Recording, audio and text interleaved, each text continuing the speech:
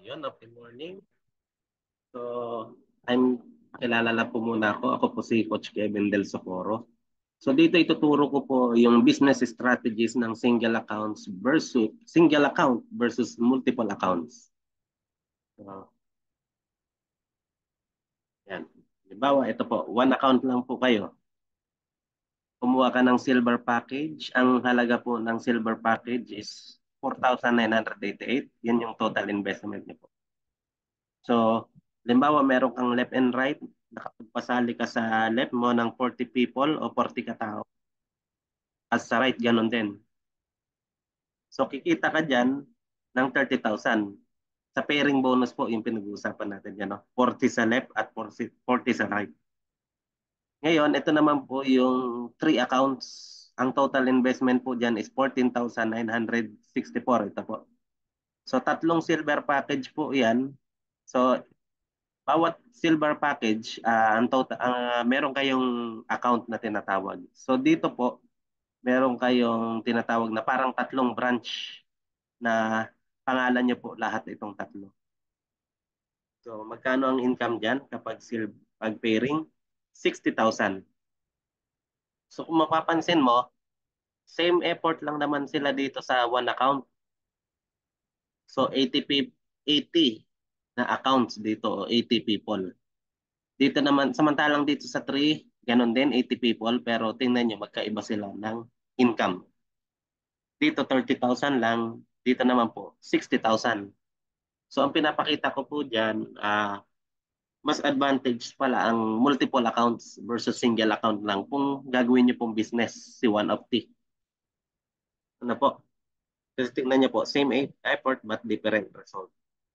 So ano pong mas maganda dito sa dalawa, guys? One account lang o yung three accounts?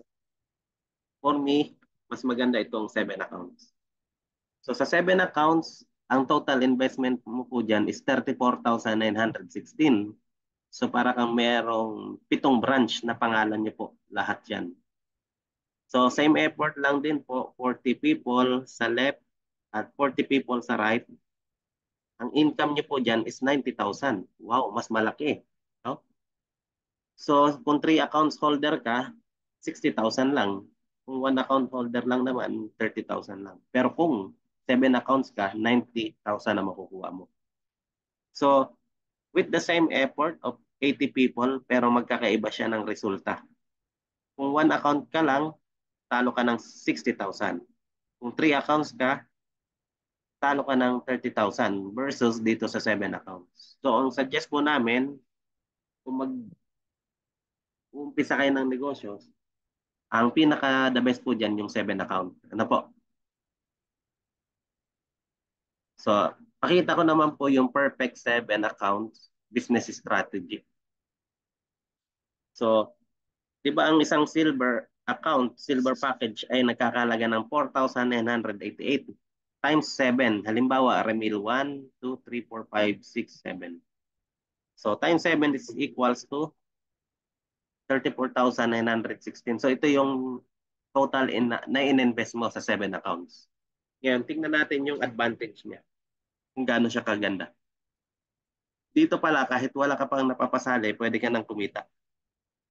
So, ang total ROI o yung return of investment ng isang silver package na 4,988 ay 5,850. Yan yung babalik sa yung halaga ng produkto. Times natin sa 7, total na ROI mo sa product is 40,950. Yan. So, dito naman tayo dumako sa tinatawag na direct referral. So, bawat silver kasi may referral ka na tig to 200 yan. So, tulad nito, may 200 ka dito.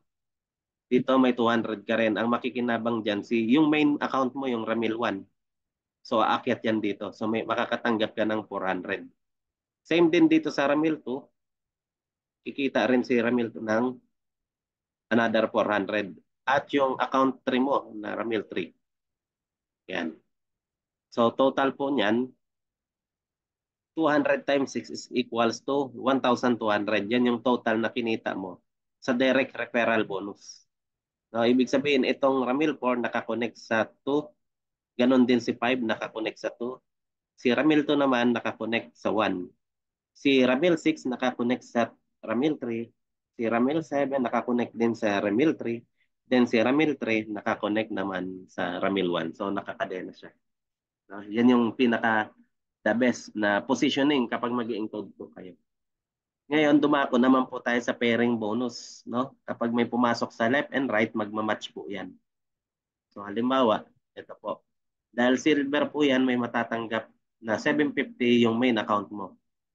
Then ito pa po. Si Ramil 5 tsaka si Ramil 6 nag-match, another 750. Then si Ramil 4, magmamatch yan dito kay Ramil 7. So another 750. So yung tatlong 750 na yan, akyat yan dito kay Ramil. So, balik tayo dito.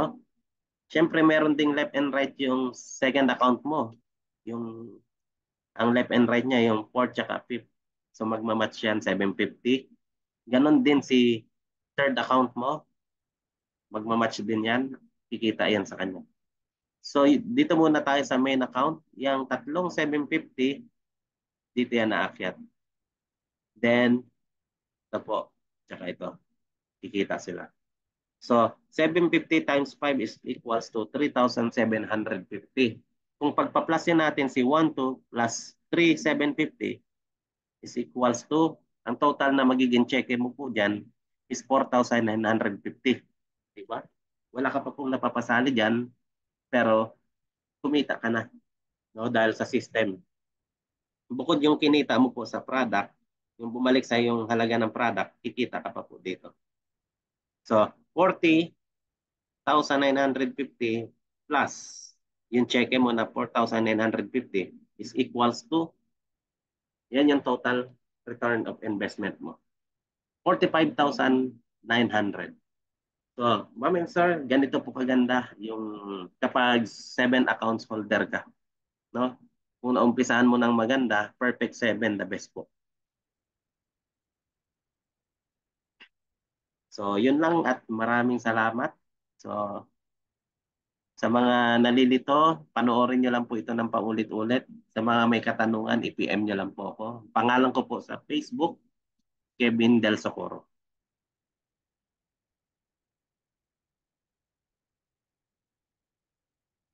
And, yan, thank you. Tapos na po. God bless po sa lahat. Of the morning.